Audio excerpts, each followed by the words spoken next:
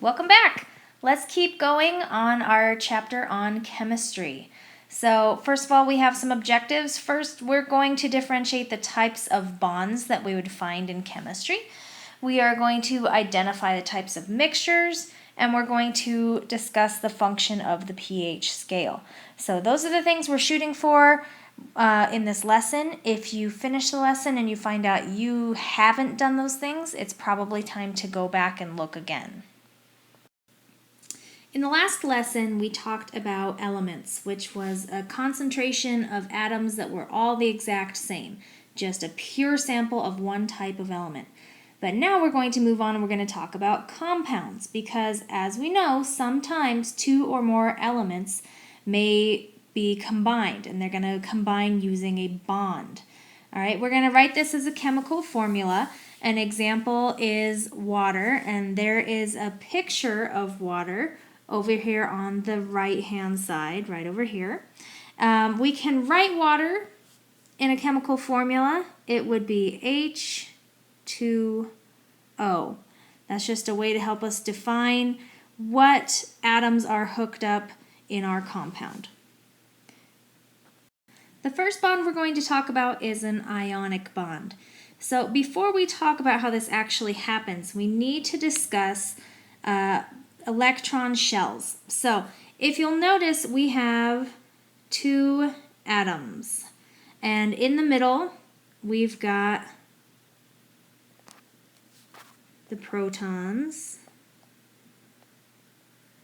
and the neutrons. So these little guys hanging out on the outside are the electrons. Now the electrons, they like to hang out in little, kind of like little orbits, and we call them electron shells. Now these shells are happiest when they're full, because that makes this atom into a stable atom. So this inner shell right here, it has 2 electrons. This outer shell on the outside, it has 1, 2, 3, 4, 5, 6, 7 electrons. An outer shell likes to have 8 electrons to be full. And when it's full, it is stable. So what happens in an ionic bond is that this atom over here actually steals this electron from this other atom. So it goes over here, it joins this orbit, and now it's full and it is stable. And if you look over here, under number 1, this guy's happy to give it away because he had a shell with only 1 electron in it. And so he was unstable. So he was happy to give that electron away, and that makes what we call an ionic bond.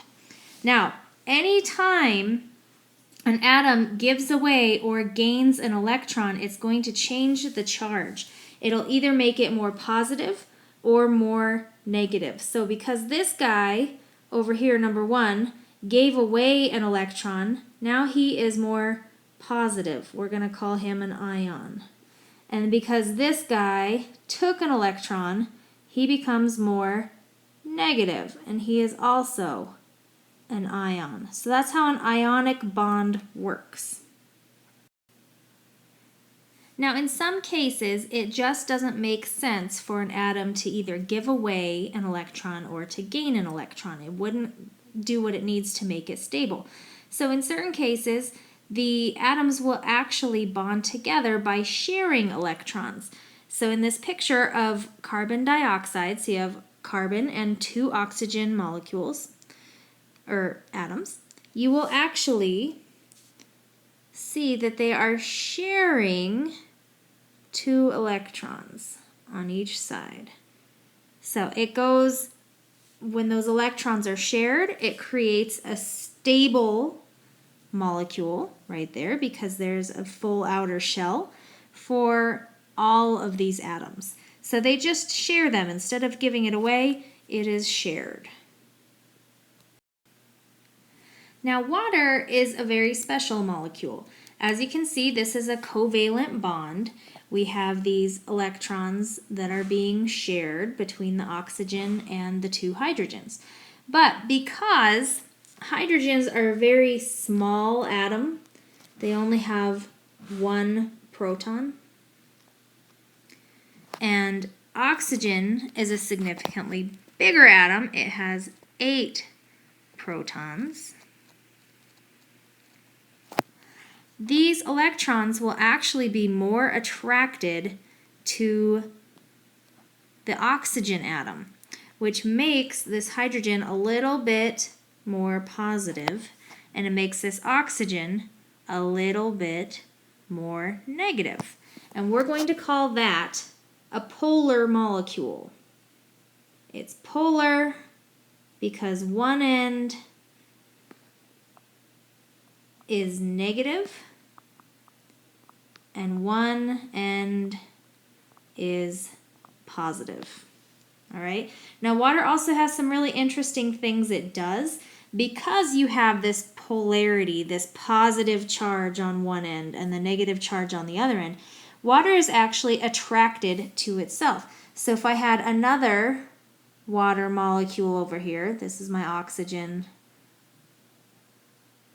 and my 2 little hydrogens, the negative charge of this oxygen would actually be attracted to this positive charge over here on the hydrogen. And it would cause it to be attracted to itself. That's what we call cohesion. That's why when you drop water on a smooth surface, it'll actually form beads. It sticks to itself. That's called cohesion because its own molecules are attracted to each other. So water is pretty interesting. So next we're going to talk about mixtures. Mixtures are where you have elements, they are physically combined, they're all mixed up, but they're not chemically combined. So that means that I haven't changed what this element is. If I wanted to separate these things again, I could. So here's an example up here. We've got a picture of salt and pepper. So if you really, really wanted to, you could unmix the salt and pepper. You could separate the salt from the pepper. So it's a mixture. It hasn't changed the chemical structure. Now, some different types of mixtures we have first here is a solution. So in a solution, it's a mixture where everything's evenly distributed. So this is a picture of some salt water about to be made. So that salt dissolves in the water. It's evenly distributed, but you could still, with certain steps, you could get that salt back from the water if you wanted to. So it's still a mixture. The second type we have is a suspension, which means that you have bigger parts in that liquid, so they don't actually dissolve. So we have a picture of blood here. In blood, you have plenty of water. So you have all kinds of liquid, but you also have cells and proteins and things that are just too big to dissolve. But they stay suspended, so they don't settle down to the bottom. If your blood settled to the bottom of your artery, it would be really bad for you. It would form a clot and it would be a bad situation. You might die. So we're glad that our blood stays, for the most part, stays in suspension. Speaking of blood, our blood has a very specific pH. Our blood likes to stay fairly neutral. What pH means is it's actually a measure of how many hydrogen and, here let me draw hydrogen and hydroxide ions that you have in your solution. And depending on how many you have, it's going to make it either more acidic, which goes towards the 0, or more alkaline. So things that are very acidic would be things like stomach acid, battery acid, citrus fruits. They'd be down on this end of the scale. Now, water is right here in the middle at neutral. Our blood likes to try to stay pretty close to neutral. Now, when you start heading the other way down toward the alkaline, you start getting things that we use as cleaning products. So we have bleach is a pretty strong alkaline. It's a base, okay? So we can call these bases. And these are acids. So you've got bleach. You might have oven cleaner. So the further away from neutral that you get, the more harmful it can be to, say, your skin. So you could touch bleach and probably be okay, it wouldn't burn you. But if you touched oven cleaner, you may actually get some burns on your skin. Same thing as we go down this acidic way. If you touch citrus fruit, obviously it's not going to burn your skin. But if you touch stomach acid or battery acid, yeah, it's going to damage you. So like we said, our body likes to keep our blood at a pretty neutral pH. So blood, we like to keep it about 6.5 to 7.5. The way we do this is pretty cool. We have these things that are called buffers, and they are weak acids and bases that our body stores. So when our pH starts going too far one way or another way, it actually will dump them into your blood and bring that pH back to normal. So that's a pretty neat system. And that is it for lesson number 2 of chemistry. If you go back and look at those objectives and you say, yeah, I didn't really get that, now is the time to go back before you answer the questions. Thanks for watching.